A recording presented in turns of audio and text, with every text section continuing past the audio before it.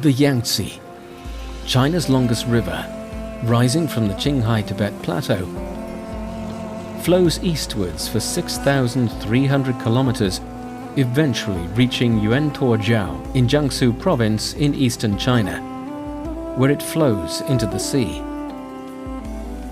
A large amount of sediment carried by the Yangtze River has been deposited here due to the tides. Gradually, the sandbar is becoming a growing and extending beach plain. It has also become a popular stopover for a large number of migratory birds.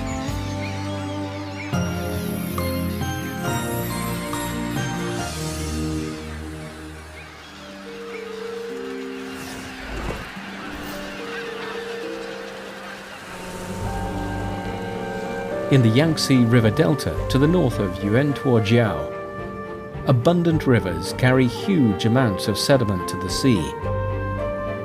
They also bring nutrients, piling up to form fertile coastlands and unique sandy ridges and sandbars. Around the coastline of the Yellow Sea in China, hundreds of kilometers of coastal wetlands and ecological zones have formed. Every spring and autumn, nearly 3 million migratory birds around the world stop here to replenish themselves. The Yangtze River Delta, next to the Yellow Sea, is one of China's most economically developed and densely populated regions.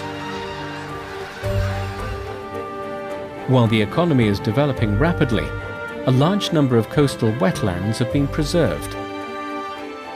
This creates valuable habitats for millions of migratory birds and endangered species that prefer not to be disturbed. Today, sediment accumulation and continental shelf settlement are two dynamic geological forces, which are constantly shaping the landscape and ecological processes of the Yellow Sea and Bohai wetlands, making it one of the most diverse and richest coastlines in the world.